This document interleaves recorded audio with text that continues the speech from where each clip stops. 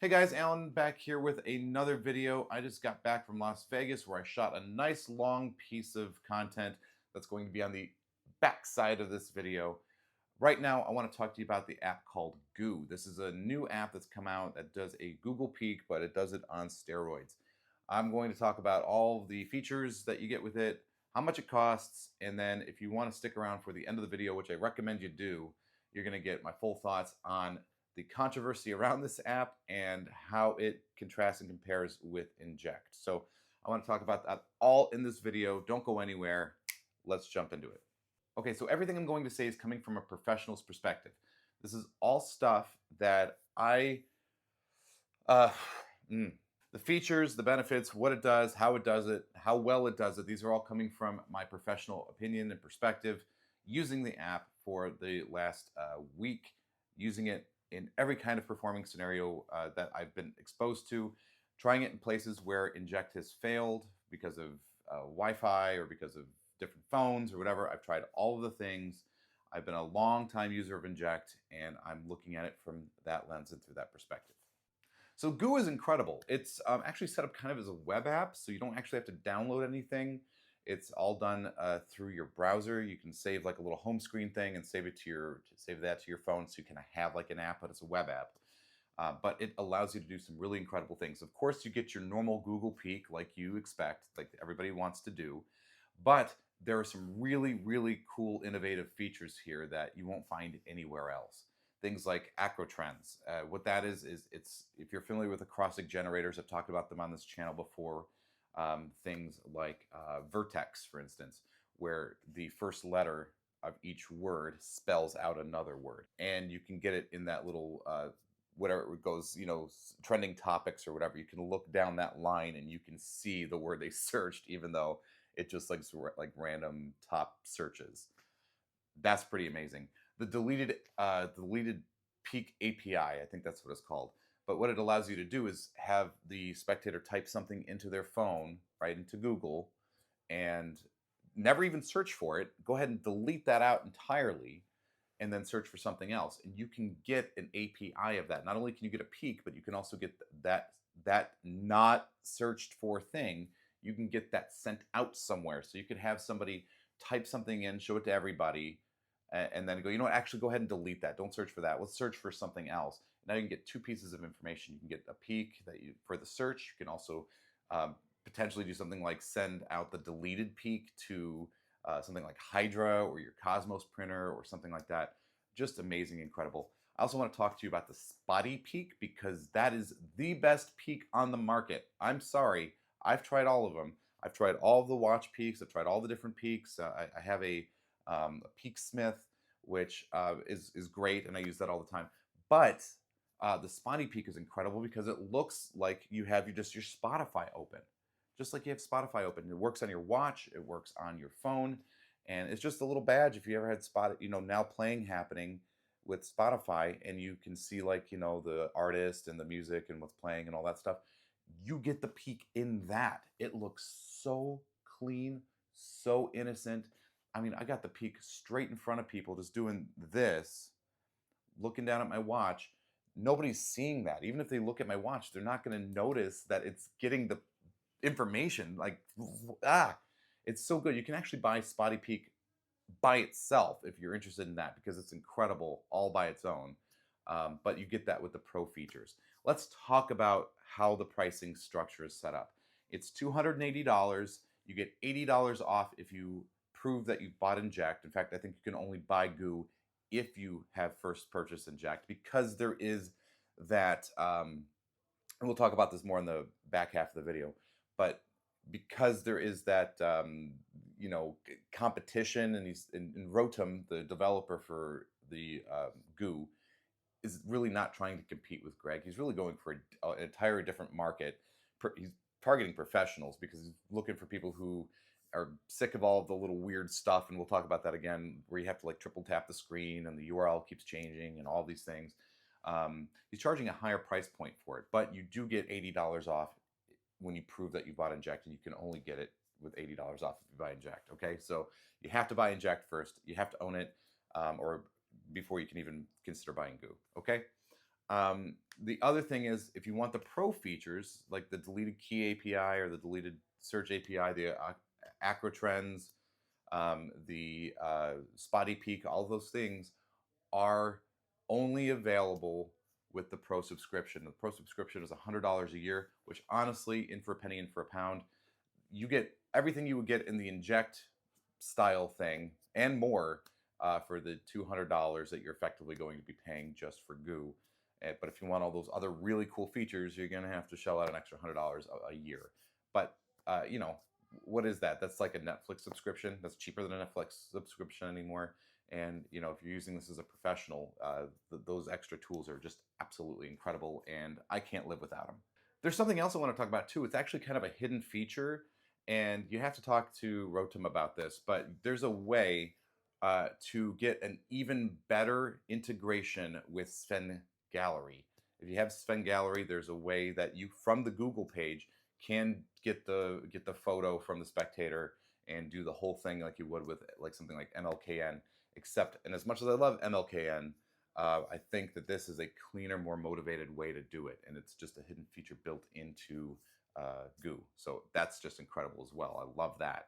From a professional's perspective, this is the tool that I've been waiting for. This is the thing that I needed to replace Inject.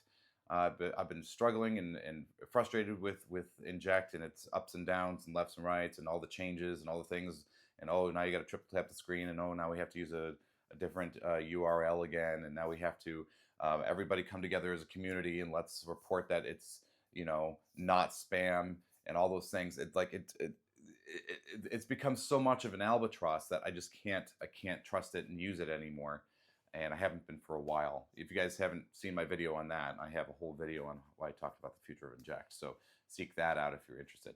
Now I'm going to cut this off.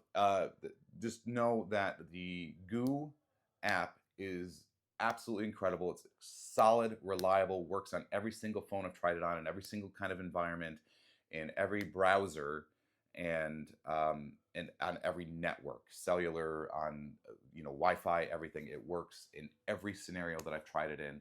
I find it very reliable, very dependable, and it's what I'm going to be used moving forward. If you're interested in it, I will leave a link down below, but stick around now because I'm going to jump over to Las Vegas Me from a couple of days ago and talk about the controversy around that. Hey guys, Alan here, coming to you from my suite at the Venetian in Las Vegas, Nevada. I'm traveling for work. I have a program tonight, and before I go to that, I wanted to stop and talk with you guys about an app called Goo. Some of you may have already heard of Goo. You may already know what this is. You may also know that it's a pretty controversial app. It's something that I've taken a look at. I've spoken with the developer of it, and I have some thoughts, and I want to share them with you in this video. So first, if you're not familiar with Goo, Goo is kind of a competitor to the Google Peak from Inject. Anybody who's watched my channel for long enough has seen my video on the future of Inject. I have lamented the death of Inject, I have mourned its passing already, and I have moved on to other apps. I've looked at things like Bridge AI, and looking at trying to replace some of the features with things like Wikitest or Momentum, which is a Mark Kirstein app. I have looked to fill that Google Peak hole in my heart and in my show. And well, there's an app that came out just recently called Goo, which is a Google Peak, and a damn good one, if I'm honest. The controversy arises around this particular app because of the idea of copying, of it being a direct copy of what Inject has already done. The developer, his name's Rotem. He's actually a pretty nice guy. He's tried to explain his side, but keeps getting shut down. So I thought in this video, not only would I do a review of Goo, but also kind of talk about the controversy, open it up a little bit, and share some of his side. And we're planning to do a live stream Q&A where people from the community can come and ask him questions and talk with him, right? Hear his side of the story, which I think is important. The thing about this app is that nobody is claiming that this is an original idea. The developer of Goo gives credit and openly admits that this is a direct inspiration from the Google Peak. The thing is, this Google Peak is a standalone type app. It doesn't have a bunch of the other things that Inject has, all the other different ways of performing with it and other tricks besides just the Google Peak. Like everybody in the community was touting as, or don't just get Inject for the Google Peak, right? It does all of these other things. Why are you guys so hung up on the Google Peak? But as soon as a replacement came along that actually worked and worked well and reliably, everybody's mad about the Google Peak. Here's something that I think is really important for people to understand. The developer of Goo, his name's Rotem, he has openly admitted, yes, this is inspired by Google Peak from Inject. It is absolutely an inspiration from that. But he has gone off in his own direction and developed lots of different things that you can do with it. Yes, the foundation is the same. Yes, you can do just a straight Google Peak with it. But that's a lot where the similarities end. There are so many other things that you can do with Goo. There's the Spotty Peak, which is incredible. There's the deleted search API, which is amazing if you're a professional. It's just incredible. It's just incredible the amount of work. And I'm going to go through and on screen here, and I'm going to share a little graphic of all the different things that Goo can do. Let's talk about pricing a little bit, because pricing is interesting, and I think it helps lend credence to Rotem. He's gotten a lot of flack saying that, you know what, people have claimed, or Greg has not been quick to dispel rumors that Rotem has been attacking his servers for Inject, which is absolutely not true, and it doesn't actually make any sense. And here's why. Rotem requires you to show proof of purchase of Inject before you're able to buy Goo. Let me say that again. In order to buy Goo, you have to first show that you have bought Inject.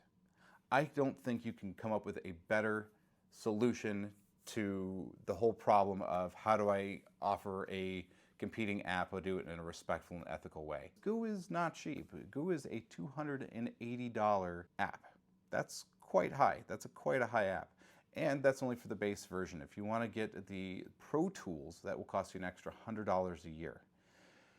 You might go, oh my gosh, why is that so expensive? Well, here's the thing. I think it's actually pretty smart from a developer standpoint. Developing, fixing what's broken, doing all these things costs time and money and effort and development, ongoing development support. The one thing that Greg did is he sold Inject at $80 and then had to figure out ways, after he super saturated the market, had to figure out ways to get more money out of people so that way he could keep the servers running and pay for development.